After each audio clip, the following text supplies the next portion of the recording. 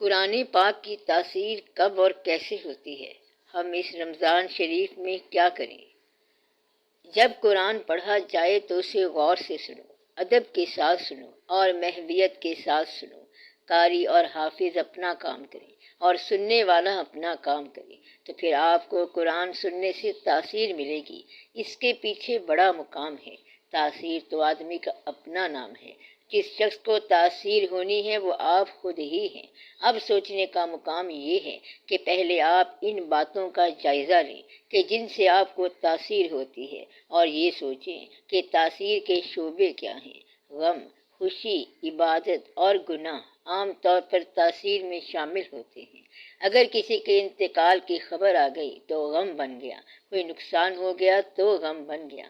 عام طور پر نقصان ہوتا ہی ہے، کبھی جان کا، کبھی مال کا، کبھی توقعات کا، کبھی پھل کا، یعنی پکا ہوا پھل ہو اور بے وقت اور بے موسم آندھی آ جائے تو وہ پھل ضائع ہو جاتا ہے۔ ایذا اور ان کی تکلیف سے غم پیدا ہوتا ہے۔ غم کا مطلب یہ بھی ہے کہ توقع کے برعکس کوئی واقعہ پیش آ جائے یا ضرورت کے علاوہ کوئی واقعہ ہو جائے، اور جب آپ غم کا تجزیہ کرتے ہیں تو غم دراصل ایک انداز کی خوشی ہے جو آپ کے اندر ٹوٹنا شروع ہو جاتی ہے، ورنہ تو غم بذات خود اپنا مقام نہیں رکھتا۔ کچھ انسان ایسے ہوتے ہیں کہ ان کی اپنی نیکی اپنی نہیں ہوتی۔ مثلاً آپ کی بیوی کی اپنی نیکی نہیں ہے، بلکہ وہ آپ کا حسن سلوک ہے، اور اس کا گناہ اپنا گناہ نہیں ہے بلکہ مرد کا گناہ ہے۔ تو عورت کی دقت اپنی دقت کوئی نہیں ہے بلکہ مرد کی دقت ہے۔ عورت کا ماحول اپنا ماحول کوئی نہیں ہے بلکہ مردوں کا دیا ہوا ماحول ہے۔ یعنی عورت کو جس انداز میں بھی ڈھالا ہوا ہے وہ آپ لوگوں نے ڈھالا ہے۔ اس کا ورچو، اس کی خوبی اور اس کی خامی دراصل یہ انسان کی یعنی مرد کی دی ہوئی چیز ہے۔ اس کی وجوہ سب پیسو ہیں، دوسرے کی ہیں۔ ذاتی طور پر عورت کو مسجد میں جا کر اذان دینے کا حکم نہیں ہے یا قرات کا حکم نہیں ہے، امامت کا حکم نہیں ہے۔ آپ نے اس کو وہ مقام نہیں دیا کیونکہ اجازت نہیں ہے۔ تو عورت نغمہ ہے لیکن اجازت نہیں ہے، وہ حسن ہے لیکن اجازت نہیں ہے، کیونکہ اس کی اپنی خوبی اور اپنی خامی اپنی نہیں ہے۔ اس طرح آپ کا اپنا غم جو ہے وہ آپ کا اپنا نہیں ہے بلکہ یہ کسی نہ کسی شے کا دیا ہوا ہے۔ کسی خوشی کے ٹوٹنے کا نام غم ہے، کسی توقع کے ٹوٹنے کا نام غم ہے، بلکہ بعض اوقات کسی خواب کے ٹوٹنے کا نام غم ہے۔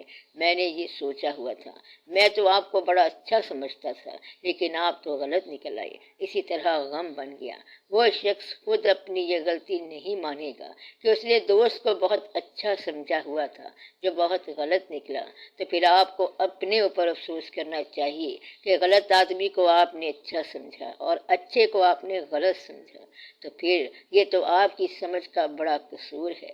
مطلب یہ ہے کہ انسان کا غم خوشی سے پیدا ہوتا ہے۔ اگر خوشی چلی جائے تو غم بن گیا، خوشی ٹوٹ جائے تو غم بن گیا، اور آرزو ٹوٹ جائے تو غم بن گیا۔ تو انسان کے اندر تاثیر کہاں سے پیدا ہوتی ہے؟ غم جب آ جائے تو تاثیر پیدا ہوتی ہے۔ جب آپ روتے ہیں تو آپ کی آنکھوں سے آنسوؤں کے چشمے پھوٹنے لگ جاتے ہیں، یعنی جب غم آتا ہے تو شکل بھی اور ہو جاتی ہے۔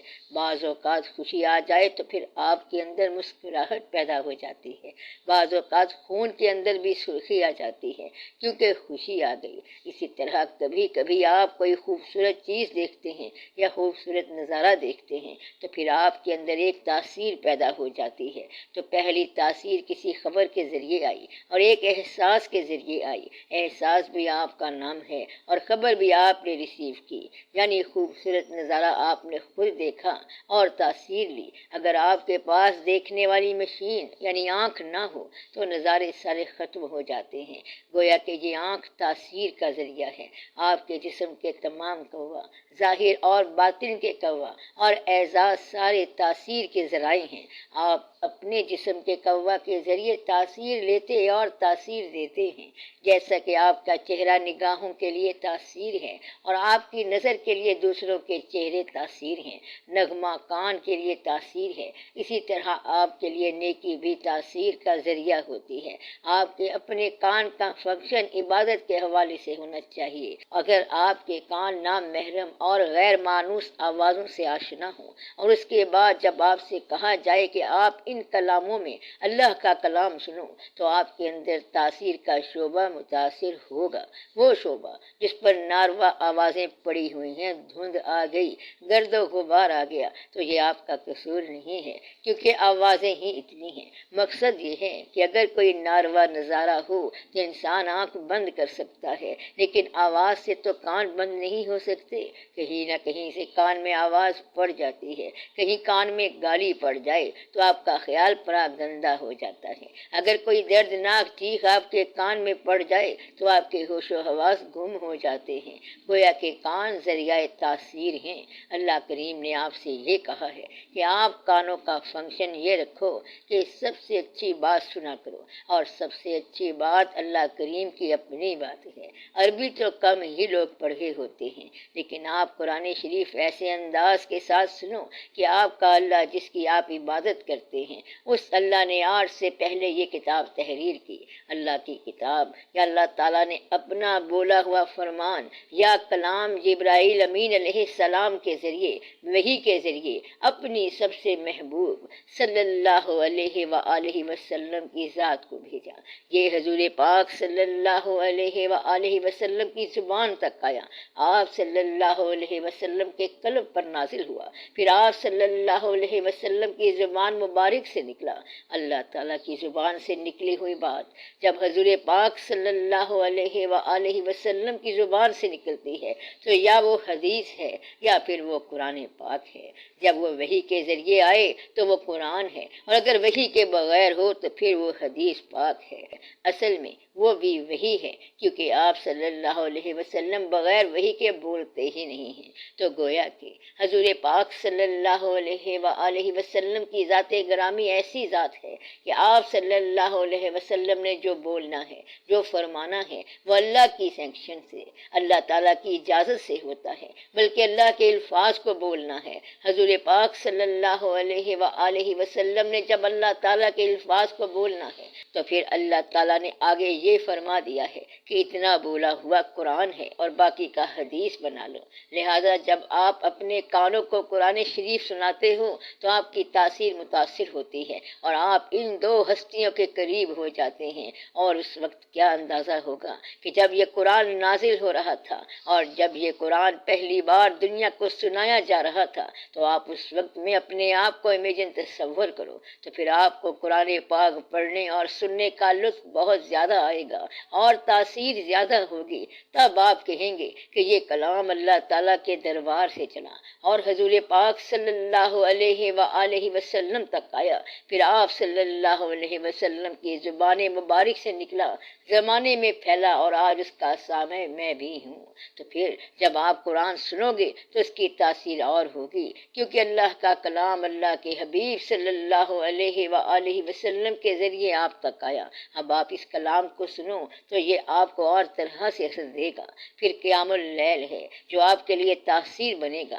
اس کا فنکشن صرف دنیا یا دین تک محدود نہیں ہے، بلکہ اسے آپ محبت کے ساتھ سنیں اور اس حساب کے ساتھ سنیں کہ یہ اللہ کریم کا فرمایا ہوا ہے اور حضور پاک صلی اللہ علیہ وآلہ وسلم کی زبان سے نکلی ہوئی بات ہے۔ پھر تو قرآن آپ کے لیے تاثیر بن جائے گا۔ تو آپ اپنے تاثیر کے شعبے کی اصلاح کریں۔ ویسے بھی کہتے ہیں کہ کان کا سب سے اعلیٰ فنکشن جو ہے وہ سب سے اچھی بات کو سننا ہے، اور سب سے اچھی بات اللہ کریم کی بات ہے، اور آنکھ کا سب سے بڑا فنکشن جو ہے وہ حسن کو دیکھنا ہے، اور سب سے احسن مقامات جو ہیں یہ جمالیات کے مقام ہیں۔ مثلا اللہ تعالیٰ کے نام سے بننے والے مقامات جو بھی آپ کے ذہن میں آئیں کہ یہ مقام اللہ کے نام سے بنا، یہ مقام اللہ کے نام سے آباد ہے، یہ حرم شریف ہے، یہ حضور پاک صلی اللہ علیہ وآلہ وسلم کا آستانہ عالیہ ہے، یہ کسی بزرگ کی خانقاہ ہے، اس کے پیچھے اللہ کا نام انوالوڈ ہے، آگے پتہ نہیں کیا ہے۔ تو جب اللہ کریم کا نام انوالوڈ ہو گیا، جب اللہ کا نام آ گیا تو وہ مقام نیکی کا مقام بن گیا۔ تو وہ نیکی کا مقام کیسے ہے؟ اس لیے کہ اس میں اللہ کا نام آ گیا ہے۔ تو جہاں آپ کی نگاہ ناروا اجسام دیکھنے پر مجبور ہے، نامناسب چہرے، نامناسب جسم، بے ڈھب اور بے ترتیب منظر دیکھنے پر مجبور ہو، تو وہاں اس نگاہ کو نیک مقامات دیکھنے کی طرف مائل کر دو اور نیک آواز بھی سنا کرو۔ پھر آپ کے اندر ایک ایسا مقام آئے گا کہ آپ کے اندر نیک خیالات پیدا ہونا شروع ہو جائیں گے، اور پھر آپ کا آٹومیٹک سلسلہ چل نکلے گا، اور وہ سلسلہ نیکی کا سلسلہ ہوگا۔ مقصد یہ ہے کہ آپ کی اصلاح مقصود ہے۔ آپ لوگ اللہ کے بغیر نہیں رہ سکتے، کیونکہ یہ آپ کی مجبوری ہے۔ آپ بے شک غلطی کریں گے، اور جب آپ تنہا ہوں گے تو کہیں گے کہ یا اللہ تو معافی دے دے۔ تو مقصد یہ ہے کہ یہ آپ کی مجبوری ہے کہ آپ خدا کے بغیر نہیں رہ سکتے۔ کوئی مسلمان کتنا ہی بے باک ہو جائے، وہ تنہائی کے اندر ہمیشہ ہی عاجز ہوگا، بلکہ کائنات کا ذرہ ذرہ عاجز ہے۔ اس لیے جب آپ اللہ تعالیٰ کو چھوڑ نہیں سکتے تو پھر یہ ضروری بات ہے کہ اللہ کو تلاش کریں۔ تلاش کیا ہے؟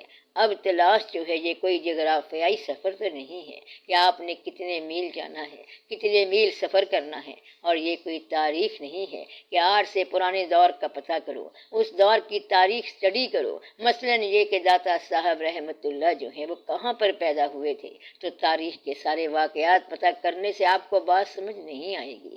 اتنی سی بات ہے کہ اللہ کا فضل ان پر ہوا، اور اب آپ بھی کسی وسیلے سے اللہ کا فضل چاہتے ہیں، اتنی سی بات ہے۔ مقصد یہ ہے کہ اب یہ راز ہے کہ آپ اپنے خیال کو تلاش بناتے ہیں، اور تلاش حاصل نہیں ہوتی جبکہ دوسرے کو حاصل ہو جاتی ہے، تو پھر فرق کیا ہے؟ فرق یہی ہے کہ آپ کا خیال لطیف نہیں ہوا اور آپ کے خیال میں ملاوٹ ہے، وگرنہ اللہ کریم کا راستہ تو سب سے آسان راستہ ہے۔ کیسے؟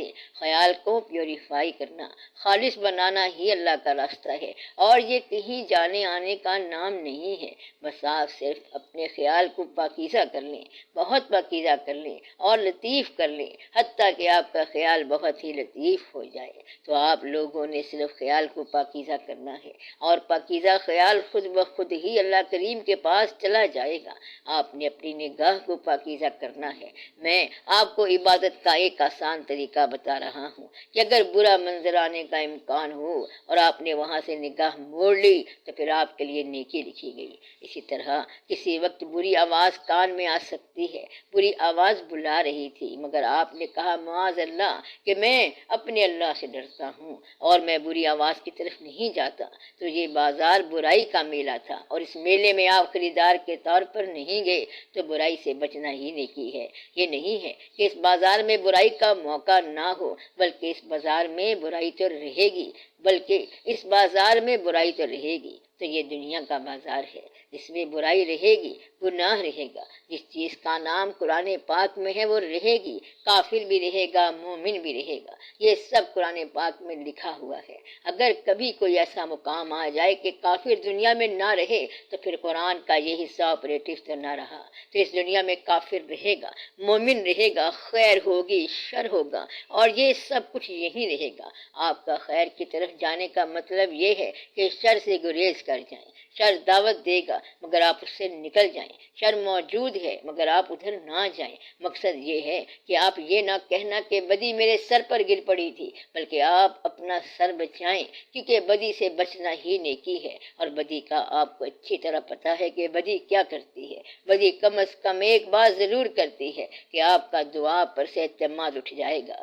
تو بدی پہلا کام کیا کرے گی؟ دعا سے آپ کا اعتماد اٹھا دے گی، پھر آپ دعا کے قریب نہیں جا سکیں گے، اور جو دعا کے قریب نہیں جا سکتا وہ خدا کے قریب نہیں جا سکتا۔ تو دعا مانگنے والا ہمیشہ خدا کے قریب رہتا ہے۔ دعا کی منظوری یا نامنظوری کی بات نہیں ہے، بلکہ اللہ کے قرب کی بات ہے۔ جس انسان نے اپنی مشکلات کو اپنی کوششوں کے ساتھ اور دعاؤں کے ساتھ ملا دیا، وہ آدمی ضرور اللہ کے پاس پہنچے گا۔ اس لیے آپ کو اللہ کریم نے یہ راستہ بتایا ہے۔ آپ رمضان کے اس مہینے میں اپنی اصلاح کریں، کیونکہ یہ مہینہ ایسا ہے کہ اس میں ہرڈلز رکاوٹیں کم ہوتی ہیں، کہتے ہیں کہ شیطان بند ہو جاتے ہیں، اس طرح کے بندے بھی بیچارے روزے کی مجبوری میں بند ہو جاتے ہیں۔ یہ جو آپ کے عمل میں رکاوٹ ڈالنے والے جوا کھیلنے والے ہوتے ہیں، وہ کہتے ہیں بھائی روزہ ہے، روزے کے بعد کھیلیں گے، اور آپ بچ گئے۔ غلط کاروبار کرنے والے کچھ شرم اور حیا کرتے ہیں، اس لیے شر جو ہے وہ کسی حد تک پابند ہو جاتا ہے، یعنی کہ اوپنلی بے دریغ ہر آدمی اگر روزہ نہیں رکھتا ہے تو بھی وہ پبلک میں بیٹھ کر کھانا نہیں کھا سکتا، کیونکہ یہ مجبوری ہے، سماج اس کو لعنت کرے گا۔ اس مہینے سے آپ کو فائدہ اٹھا لیں، کسی آدمی کو کوئی غلط دعوت دے تو وہ کہے کہ جی ایسا نہیں ہو سکتا، مطلب یہ ہے کہ آپ رمضان میں ایسی بات نہیں کرتے، تو یہ ایک ایسا مقام آ گیا ہے کہ آپ لوگ اس مہینے میں اپنی اصلاح کر لیں۔ تراویح اور روزے کا سب کو پتہ ہے، اور اس طرح عبادت ایک پروسیس چل پڑتا ہے، اس پروسیس میں آپ بھی چل پڑیں تو آپ کا نیکی کا مسئلہ حل ہو گیا۔ اس لیے یہ مہینہ اور مقام نیکی کا ہے۔ رات کو رونق لگ جاتی ہے، افطاری، تراویح اور قیام اللیل میں کلام اللہ شروع ہو جاتا ہے۔ کسی جگہ پر بھی آپ جا کر دیکھو تو سحری تک سارا کاروبار چلتا ہے۔ اس طرح ایک زندگی پیدا ہو جاتی ہے اور آپ کو زندگی سے ایک نیا انداز ملتا ہے۔ صبح کے وقت بھی لوگ کاروبار کی طرف بھاگے دوڑے جاتے ہیں، تھوڑا بہت آرام بھی کرتے ہیں۔ کاروبار کے اندر اور احساس کے اندر بہت فرق پڑ جاتا ہے۔ پھر روزہ رکھنے کے ساتھ ہی جسم کی ٹیکنیک بدلتی ہے، تو پھر جسم بے مصرف قسم کی فضول حرکات نہیں کرتا، انسان ادھر ادھر نہیں جاتا۔ مطلب یہ ہے کہ انسان کی ساری میکانزم بدلنی شروع ہو جاتی ہے۔ تو یہ اللہ تعالیٰ کا ایک خاص احسان ہے۔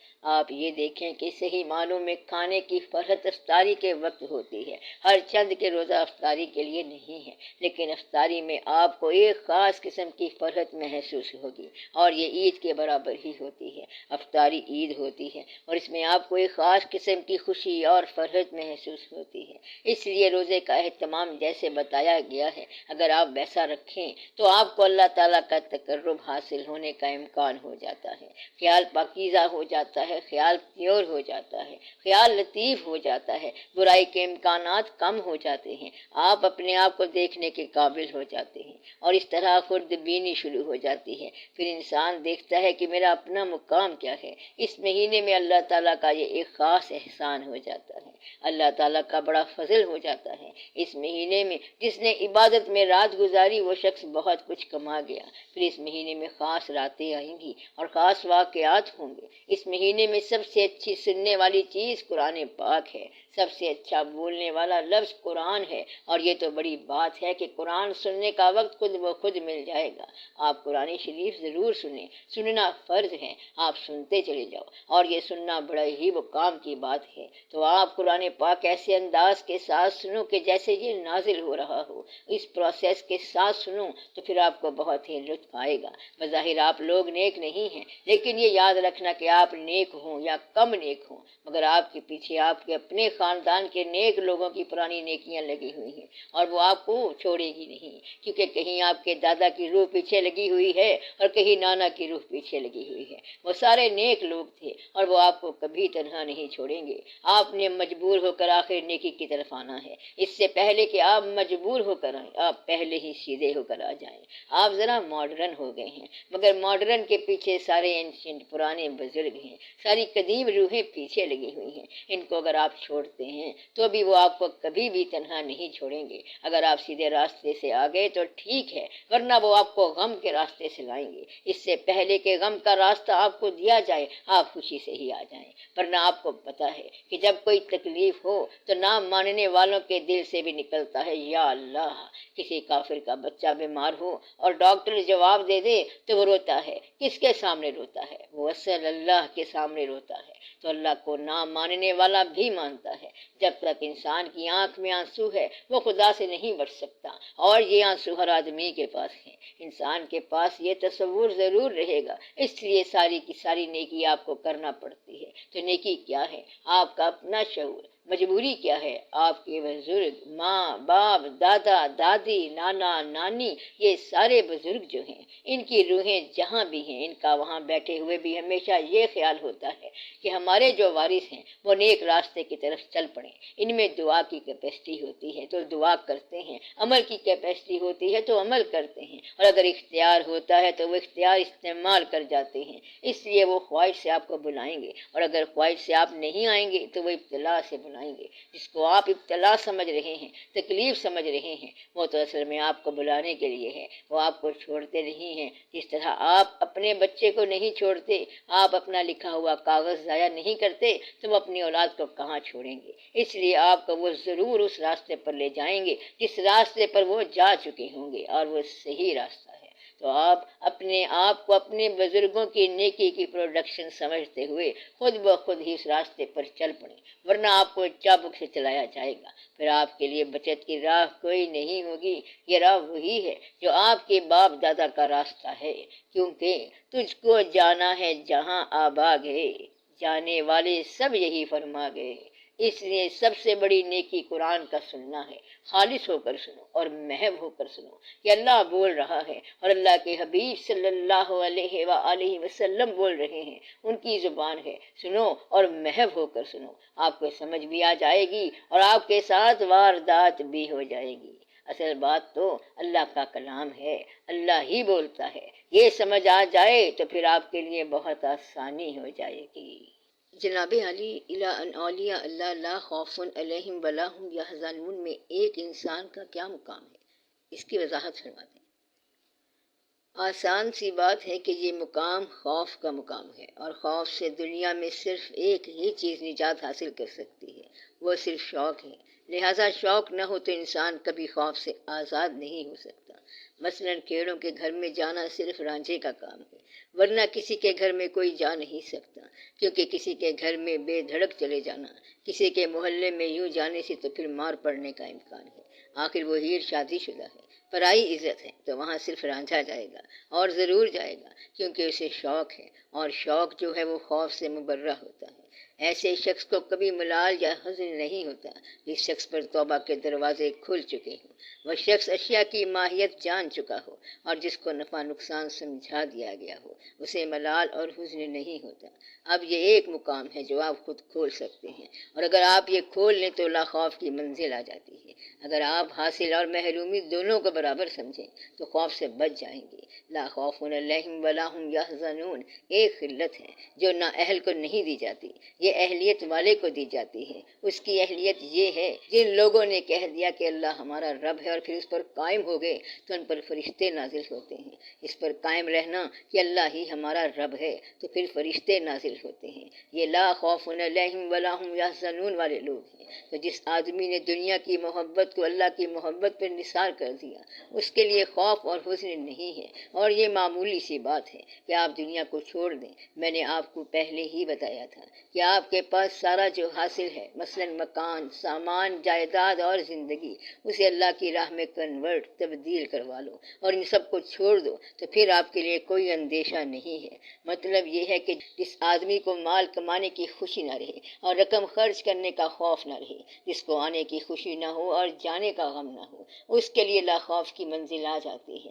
زندگی ہم گزارتے ہیں اور یہ اللہ کا امر ہے کہ پھر ہم زندگی چھوڑتے ہیں۔ موت اور ہستی ساری جو ہے وہ اللہ کے نام اور فقط اس کی رضا کے لیے لگا دو، پھر آپ زندہ رہیں تو اس کی رضا ہے، اور مر جائیں تو بھی اس کی رضا ہے۔ اگر آپ اپنی رضا نکال دیں، یعنی زندگی کی تمنا نکال دیں، تو پھر موت کا ڈر نہیں رہے گا۔ ہر آدمی کو زندگی کا اندیشہ ہو سکتا ہے، مگر آرزو اگر اللہ ہو تو کسی قسم کا اندیشہ نہیں ہو سکتا۔ اندیشے اور ملال اس دنیا کے ہیں، وہاں کے اندیشے ہی کوئی نہیں ہے، کیونکہ وہاں فراق جو ہے وہ بھی وصال ہے، اور وصال تو ہے ہی وصال۔ اللہ اگر آپ کو اپنے سے دور رکھے گا تو وہ بھی وصال ہے۔ اس دنیا میں جتنے لوگ اللہ والے ہیں سارے اللہ سے دور رہے، صرف یاد میں رہے۔ یہ ایک راز ہے، اور یہ ایک عجیب راز ہے، یہ عجب راز ہے کہ بہشت اور پھر یہ دنیا جب دونوں اللہ کے حوالے سے ہیں تو پھر فرق کیا ہوا؟ آپ کبھی بہشت میں تھے اور یہاں آ گئے، یا پھر بہشت میں چلے جائیں گے تو کیا کیا فرق ہوا؟ یہاں بھی اس کے چرچے اور جلوے ہیں اور وہاں بھی تو اللہ ہی ہے۔ فرق صرف اتنا ہے کہ یہ بات فرشتوں کو حاصل نہیں ہے۔ اللہ کا دیدار مشاہدہ ایک مقام ہے اور اس کی یاد ایک اور مقام ہے۔ مشاہدے پر یاد کو فوقیت دی گئی ہے۔ یاد کو برداشت کرنا یا قائم رکھنا انسان کے علاوہ کسی میں نہیں ہے۔ یاد کے حوالے سے انسان جو ہے یہ فرشتوں پر فوقیت لے گیا۔ فرشتے مشاہدہ حق میں ہیں، ابلیس بھی مشاہدہ حق میں تھا، لیکن یاد جو ہے وہ صرف انسان کے پاس ہے اور یہی انسان اشرف المخلوقات ہے۔ جب آپ یہاں پر ہیں تو کیا ہے؟ اللہ کی یاد۔ جب وہاں جائیں گے تو مشاہدہ ہوگا لیکن یاد نہیں ہوگی۔ جیسے یہاں چاند کی چاندنی ہے اور وہاں چاند پر جاؤ تو چاندنی نہیں ہے، صرف چاند ہوتا ہے۔ چاندنی زیادہ خوبصورت ہے اور چاند ایک علیحدہ مقام ہے۔ چاند کی یاد چاندنی کہلاتی ہے، یہ اپنا مقام ہے اور وہ اپنا مقام ہے۔ تو اللہ کی یاد جو ہے وہ عشق کہلاتا ہے، زندگی کہلاتی ہے، اور یہ سارا زندگی کا عمل ہے، پروسیس آف لائف ہے۔ اور اللہ کا جو تقرب ہے وہ بہشت کہلاتا ہے۔ مشاہدہ حق جو ہے وہ اللہ کا دیدار ہے۔ جنت میں جا کر آپ کیا ہو جائیں گے؟ آپ فرشتے بن جائیں گے تو آپ اندازہ کرو کہ آپ کی زندگی اور طرح سے ہو جائے گی۔ یہ جو الہیات اور یاد کی آرزو ہے یہ بڑا مقام ہے، یہ سوگ ہے، یہ عشق ہے اور یہ تپش ہے۔ یہ جو مقام ہے یہ فرشتوں کو نہیں ملا، فرشتوں کو یاد کا موقع ہی نہیں ملا۔ یاد کے اندر محبت کا طریقہ، پروسیس اور ایکسپیرینس، تجربہ صرف انسان کو ملا ہے اور یہ بڑا مقام ہے۔ تو یاد کا بڑا مقام ہے۔ دنیا کے اندر جتنے بھی عشق کے سرفراز واقعات ہیں وہ سارے کے سارے مشاہدے کے بعد یاد ہیں۔ جتنے بھی مشہور واقعات ہیں، جتنے مشہور قصے ہیں، یاد کا زمانہ ہی ان کا عروج کا زمانہ ہے۔ یہ اللہ تعالیٰ کا خاص احسان ہے۔ تو لا خوف علیہم ولا هم یحزنون ان کا اس لیے نہیں ہوتا کہ یاد کے بعد پھر مشاہدہ ہے، لہٰذا وہ مشاہدہ حق ہے اور یاد بھی حق ہے۔ اس لیے ملال کس بات کا اور کس بات کا خوف؟ خوف لالچ سے پیدا ہوتا ہے، لوبھ جو ہے یہ خوف پیدا کرتا ہے۔ لوبھ نکل جائے تو خوف نکل جاتا ہے۔ حضرت نوح علیہ السلام کی لمبی زندگی تھی، کچھ لوگ کہتے ہیں 1400 سال کی زندگی تھی۔ تو جب ان کے پاس اسرائیل علیہ السلام گئے تو السلام علیکم کہا، انہوں نے کہا وعلیکم السلام۔ کہنے لگے آپ نے پہچان تو لیا ہوگا میں وہی ہوں؟ کہنے لگے کہ ہاں تم وہی ہو۔ انہوں نے کہا یا حضرت آپ یہ بتائیں کہ آپ 1400 سال زندہ رہے ہیں تو اس زندگی کے اندر آپ نے کیا محسوس کیا؟ انہوں نے کہا محسوس کیا کرنا تھا، بس تیرا انتظار ہی کرتا رہا ہوں کہ اب آتا ہے کہ کل آتا ہے، ساری زندگی میں بس یہ ایک ہی کام کیا ہے۔ تو ایسے لوگوں کو کیا خوف ہوگا جو 1400 سال صرف ایک واقعے کا انتظار کرتے رہے کہ موت کا فرشتہ اب آتا ہے کہ کل آتا ہے، اور آپ اپنی 50 سال کی زندگی میں جاتے جاتے ایک چیز اور بنا لیتے ہو اور آپ نے یہ ضرور کرنا ہے۔ تو بات یہ ہے کہ پھر خوف ضرور پیدا ہوگا۔ تو آپ جتنا حاصل کرتے جائیں گے اتنا ہی اسے چھوڑنے کا خوف ہوگا۔ زیادہ خوف اسی کو ہوگا جس کا پھیلاؤ زیادہ ہوگا۔ تو گویا کہ جن لوگوں کا اللہ نے بتایا ہے کہ لا خوف علیہم ولا هم یحزنون والے جو ہیں وہ دنیا میں پھیلتے نہیں ہیں، اور انہیں اللہ کا خوف ضرور رہتا ہے۔ جسے صرف اللہ کا خوف ہوتا ہے اسے کسی چیز کا خوف نہیں ہے، اور دنیا کا خوف اس کے دل سے نکل جاتا ہے۔ اقبال رحمت اللہ نے کہا ہے کہ وہ ایک سجدہ جسے تو گراں سمجھتا ہے، 1000 سجدوں سے دیتا ہے آدمی کو نجات۔ وہ سجدہ یہی ہوتا ہے، اگر ایک خوف ہو تو 1000 خوف نکل جاتے ہیں۔ اگر ایک چھوٹا بچہ رو رہا ہو، اسے کوئی چھوٹی سی تکلیف ہو اور وہ چپ نہ کرے تو آپ کیا کرتے ہیں؟ اسے آپ تھپڑ لگا دیتے ہیں۔ اسے جب بڑی تکلیف ہوتی ہے تو وہ چھوٹی تکلیف بھول جاتا ہے اور چپ ہو جاتا ہے۔ بس اتنی سی کہانی ہے کہ جب آپ کو چھوٹا غم نہ سمجھ آ رہا ہو اور آپ چیخ رہے ہوں تو آپ کو بڑا غم دکھا دیا جاتا ہے، پھر آپ بول اٹھتے ہیں کہ جی چھوٹا غم ٹھیک تھا۔ مثلاً کوئی یہ کہے کہ مجھ سے لکھنے کی صلاحیت کم ہو رہی ہے تو میں اسے پین لے لوں گا، پھر وہ کہے گا کہ مجھے معاف کر دیں اور مجھے میری وہی صلاحیت دے دیں۔ تو یہ طریقہ ہے لا خوف کرنے کا۔ طریقہ کیا ہے کہ بڑا خوف دکھا دو تو پھر وہ لا خوف ہو جاتے ہیں، اور اگر بڑے خوف والا خود ہی مہربان ہو تو پھر اور آسانی ہو جاتی ہے۔ یہ مقام ہے۔ چھوٹی چھوٹی باتیں اگر آپ پیش نظر رکھیں کہ ہر انسان کو تکلیف آتی ہے، تو کسی شخص کو اگر معمولی سی تکلیف آ جائے تو آپ اس تکلیف کو علاج کے حوالے کرنا۔ تو طریقہ یہی ہے کہ تکلیف کو علاج کے حوالے کرتے ہیں۔ اگر آپ کو مزید سمجھ آ جائے تو اس تکلیف کو علاج سے نکال کر اللہ کے حوالے کر دیں، یعنی دوسرے کو حوالے کیے بغیر صرف اللہ کے حوالے کر دیا جائے۔ اس طرح آپ اس تکلیف میں سے خداوند تعالیٰ کا ایک راستہ ڈھونڈ لیتے ہیں۔ اگر کوئی کام پڑ گیا، کسی غم کا سامنا ہو گیا، تو غم کے اندر اگر آپ نے سجدہ شکر کر لیا کہ یا اللہ تیری جو مرضی میری بھی وہی مرضی ہے، تو غم آپ کو ایک خاص مقام بندگی سکھا دیتا ہے۔ آپ کو یہاں سے جانا ضرور ہے، جانے سے پہلے 2-4 عمل ہیں جو آپ کرتے ہیں۔ آپ کو یقین ہوتا ہے کہ کچھ بھی آپ کا اپنا نہیں ہے، اپنا وجود بھی اپنا نہیں ہوتا، اس لیے آپ جب دیکھ لیں کہ یہ چیز اپنی نہیں ہے تو پھر آپ اللہ کی طرف سے ان چیزوں کو امانت سمجھ کر استعمال کریں۔ آپ اپنا قبضہ چھوڑ دیں اور قبضے کا خیال چھوڑ دیں تو آپ کو یہ بات سمجھ آ جائے گی کہ یہ مقام کیا ہے۔ تو غم میں سجدہ کرنا اللہ کا تقرب ہے، تکلیف میں سجدہ کرنا اور پھر تکلیف کو دنیا کی نگاہ سے چھپانا اللہ والا مقام ہے، کیونکہ تکلیف جو ہے یہ ایک راز ہے اور چٹھی ہے جو آپ کو اللہ تعالیٰ نے خاص طور پر بھیجی ہے۔ اب آپ یہ راز دنیا پر آشکار نہ کریں، اور آپ اس راز کو صحیح معنوں میں راز بنا لیں تو اپنے غم کو چھپانا بھی الہیات کا راستہ ہے، خوشی کا ذکر کرنا بھی الہیات کا راستہ ہے، اور اللہ کا شکر ادا کرنا بھی الہیات کا راستہ ہے۔ میں نے آپ کو پہلے بھی بتایا ہے کہ وہ شخص اللہ کے قریب ہو جاتا ہے جو اپنی زندگی کو اللہ کا احسان کہتا ہے۔ اپنی زندگی کو آپ اپنی اچیومنٹ، اپنا حاصل کہنے کی بجائے اللہ کا احسان سمجھنا،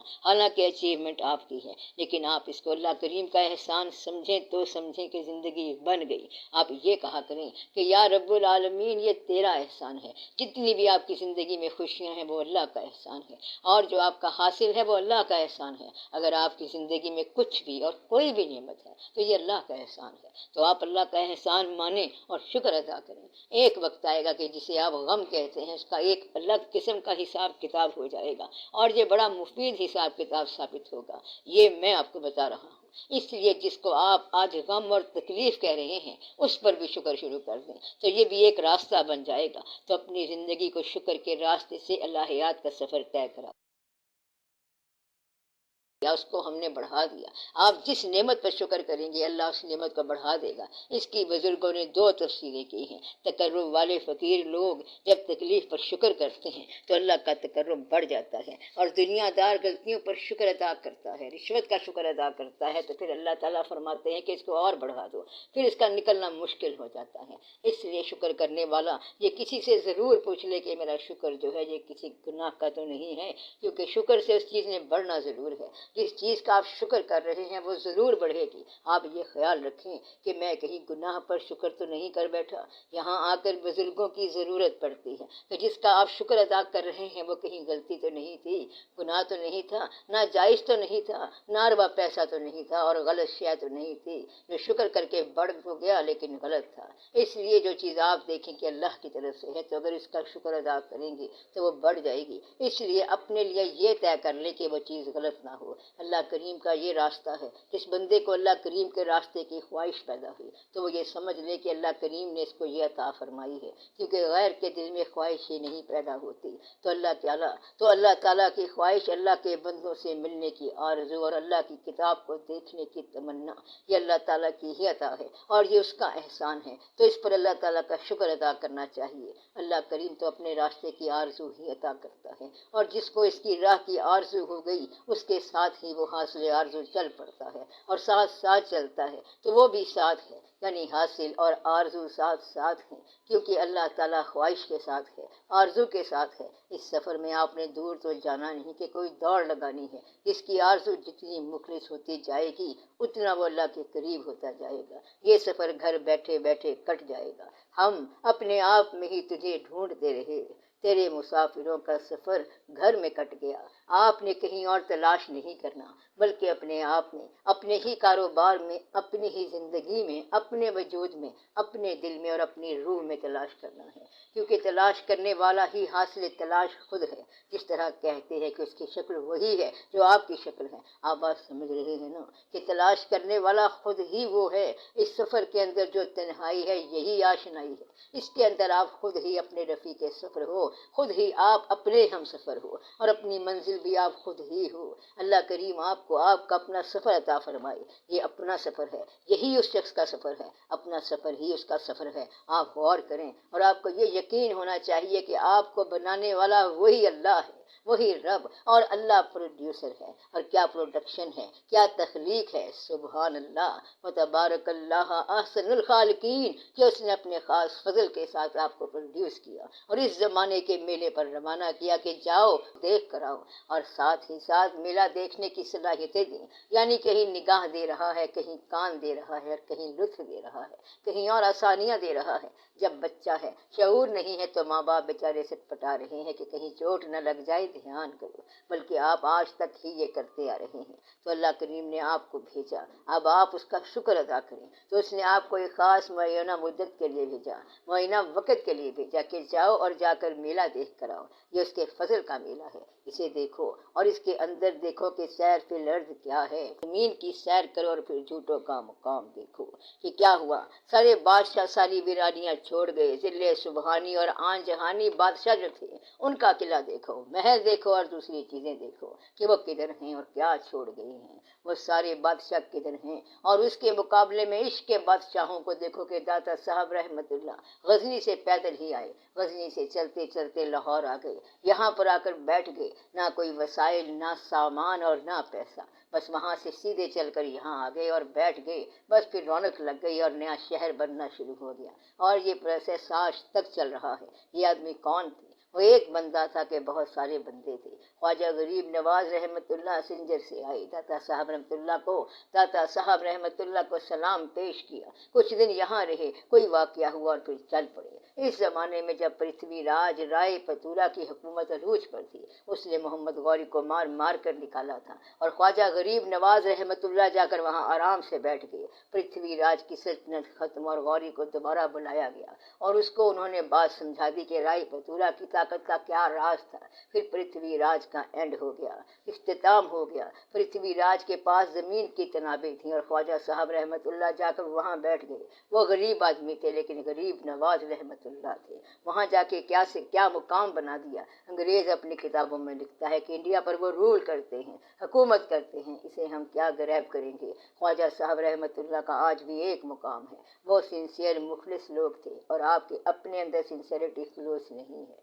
اگر آپ اپنی سنسیئرٹی خلوص پیدا کریں تو وہ چیز آج بھی موجود ہوگی۔ اگر وہ ایمان ہو تو آگ کر سکتی ہے انداز گلستاں پیدا، تو یہ واقعہ ہو سکتا ہے۔ اس لیے آپ یقین پیدا کر لیں، مگر آپ لوگ اللہ کے پاس جاتے جاتے جیب سے کام کی ایک نئی پرچی نکال لیتے ہیں۔ آپ کہیں کہ ہم صرف اللہ کو سلام کرنے جا رہے ہیں، آپ دیدار کے لیے جائیں، ملنے کے لیے جائیں، یہ نہ ہو کہ ملتے ملتے کام یاد آ جائے۔ اس لیے آپ اپنے آپ کو سیدھا سادہ اللہ کے حوالے کر دیں، صرف اللہ کے حوالے، پیور اللہ کے حوالے کر دیں۔ اللہ تعالیٰ آپ پر مہربانی کرے، آمین یا رب العالمین۔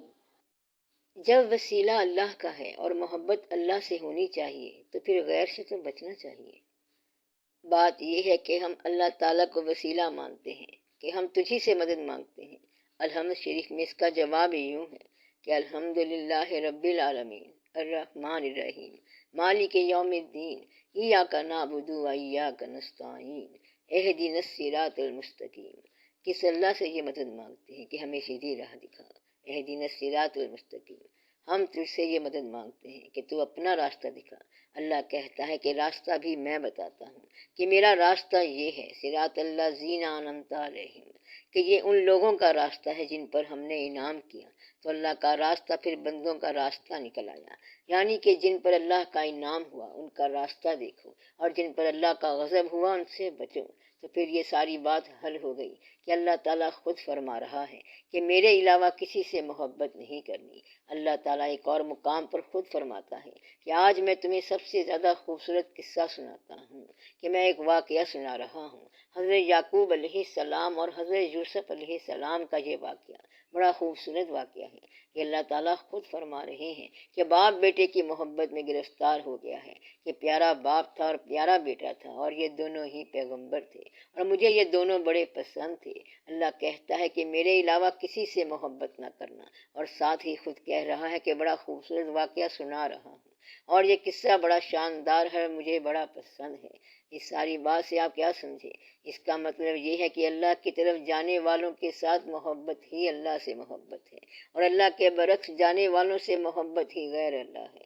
اور یہ بات یاد رکھنا کہ براہ راست اللہ سے محبت نہیں ہے، بات یہ ہے کہ اللہ کریم کی محبت کا یہ جو دسترخوان بچھ گیا ہے، اس میں آپ اب یہ دیکھ لو کہ آپ نے ان لوگوں کا قرب حاصل کرنا ہے جن کے ساتھ آپ کو محبت ہے۔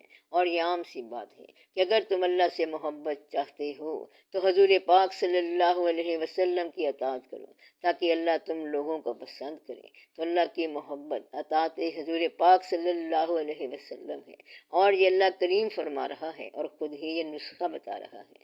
اللہ کا فرمان ہے کہ میری محبت کو تم سمجھ ہی نہیں سکتے، کیونکہ میں درود شریف میں مصروف ہوں، میں اور میرے فرشتے مصروف ہیں، اس لیے میں جانتا ہوں کہ تم لوگ مجھ سے محبت کرو گے، تو تم لوگ میرے محبت کے راستے سے محبت کرو، تم لوگ حضور پاک صلی اللہ علیہ وسلم کی اطاعت کر لو، تو پھر یہ بات خود ہی میرے پاس آ جائے گی۔ ورنہ آپ اندازہ لگاؤ کہ اللہ اور اس کے فرشتے درود شریف میں مصروف ہیں، اور یہ اللہ خود بتاتا ہے، اور پھر یہ فرق بھی بتا دیا ہے کہ میں اور میرے فرشتے نبی پاک صلی اللہ علیہ وسلم پر درود بھیج رہے ہیں۔ اے ایمان والو، تم بھی ان پہ درود و سلام بھیجو۔ یہ تو آسان ہی حکم دے دیا کہ اے ایمان والو، میں اور میرے فرشتے نبی صلی اللہ علیہ وسلم پر درود بھیجتے ہیں، تو تم بھی یہ کام کرو۔ گویا کہ اللہ کی راہ بڑی ہی آسان ہے۔ تو اللہ کی راہ جو ہے یہ حضور پاک صلی اللہ علیہ وسلم کا راستہ ہے، اور حضور پاک صلی اللہ علیہ وسلم کا راستہ حضور پاک صلی اللہ علیہ وسلم کے چاہنے اور ماننے والوں کا راستہ ہے۔ تو اللہ کا ملنا تو بڑا آسان ہو گیا۔ سارے قرآن میں تھرو آؤٹ ہی اللہ تعالیٰ نے یہ بات بتا دی ہے کہ غیر کون ہے اور اپنا کون ہے۔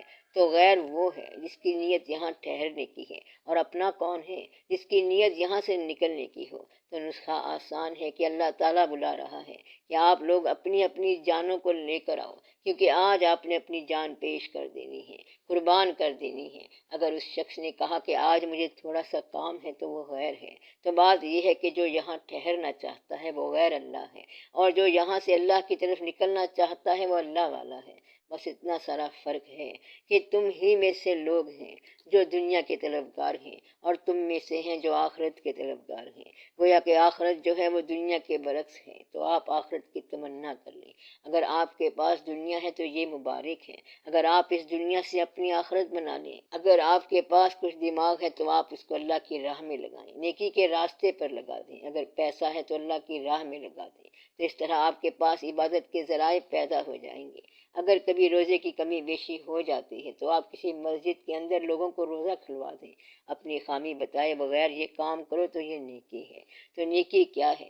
نیکی یہ ہے کہ اپنی مجبوری کا خفیہ اعلان نہیں کرنا، مجبوریوں کا اعلان نہ کرنا نیکی ہے۔ جس نے اپنے گناہ پر خود پردہ ڈالا، اللہ اس پر بہت راضی ہوا۔ وہ یہ کہے کہ یا اللہ کریم، میں گنہگار ہوں، اور اس گناہ کو میں نے اس لیے چھپا لیا ہے کہ تیری دنیا میں گناہ جو ہے وہ مشہور نہ ہو۔ ایسے شخص نے اپنا گناہ چھپایا ہے تاکہ دنیا میں گناہ کا پروپیگنڈا نہ ہو، چرچا نہ ہو۔ بس آپ لوگ بھی اپنے گناہ کو اس حد تک چھپا لو۔ گناہ کو چھپانا بھی نیکی ہے۔ اپنے گناہ پر کسی دنیا دار کو گواہ نہ بناؤ، تو یہ بھی نیکی ہے۔ تو آپ اپنے گناہ پر کسی دنیا دار کو گواہ نہ بنائیں، کیونکہ عین ممکن ہے کہ اللہ کریم آپ کو معاف کرنے لگے اور دوسرا کوئی کہے کہ جی اس کو معاف کیوں کیا۔ اس لیے میں کہتا ہوں کہ گناہ کو گواہ سے بچاؤ، اپنے گناہ کو گواہ سے بچاؤ۔ بس آپ اپنے اللہ کے ساتھ محبت پیدا کرو۔ اللہ تو اللہ ہے، اس نے کسی سے سینکشن نہیں لینی ہے کہ میں اس سے بات کروں کہ نہ کروں۔ بس آپ نے معافی مانگی اور اس نے معاف کر دیا، اس نے کسی سے پوچھنا تھوڑی ہے۔ لیکن ایک بات ضرور ہے کہ اللہ معاف اس وقت کرتا ہے جب آپ اپنی زندگی کے تمام حاصل میں سے کسی چیز کو اللہ کی راہ میں نہ روکو۔ آپ کہیں کہ یہ جو کچھ ہمارا حاصل ہے اللہ تعالیٰ یہ آپ کا ہے، اور تو جو مرضی چیز اٹھا لے اور وہاں گلا نہ کرنا، تو پھر معافی ہو جائے گی، کیونکہ وہ تو ہمیشہ سے معاف کرتا آ رہا ہے۔ میں نے آپ کو بتایا تھا کہ کوئی کافر ہوتا تھا لیکن پھر سب سے بڑا مومن ہو گیا۔ ایسا ہوتا ہے کہ تلوار لے کر آ رہے ہیں اور تلوار کے واقعے سے پہلے وہ اسلام کے خلاف ہیں، اور کلمہ شریف کے بعد اسلام کے آدمی ہیں، سابقون ہیں، اور یہ اللہ کریم کا احسان ہے۔ تو جو کوئی اچھا کافر ہو تو اللہ تعالیٰ اسے اچھا مومن بناتا ہے، اور برے کافر کو تو پھر مومن بھی نہیں بنایا جاتا۔ آپ اپنے طور پر اللہ کریم کو تنہائی میں یاد کریں اور اپنی توبہ تنہائی میں کریں، تو اللہ تعالیٰ آپ کے ان گناہوں پر جو آپ پر بوجھ بنے ہوئے ہیں اور ان کا ذکر آپ نے کسی کے سامنے نہیں کیا ہے، اللہ تعالیٰ ان گناہوں کو معاف کر دے گا۔ تو اس طرح بوجھ اتر جائیں گے اور اللہ تعالیٰ آپ کے ہاتھ میں کشادگی پیدا کر دے گا، تاکہ آپ کا حال کشادہ ہو جائے۔ جس کا حال کشادہ ہو گیا اس کے لیے کشادگی ہی کشادگی ہے۔ تو آج آپ کے لیے یہ دعا ہے کہ یا رب العالمین، ہمیں ہمارے اپنے اعمال کی عبرت سے بچا۔ ہم یہ نہیں کہتے کہ ہمیں ہمارے عمل کا نتیجہ دے، بلکہ ہمیں ہمارے عمل کے نتیجے سے بچا۔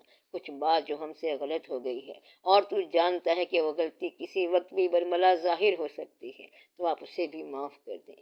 یا رب العالمین، اس کو معاف کر دے اور ہم پر رحم فرما۔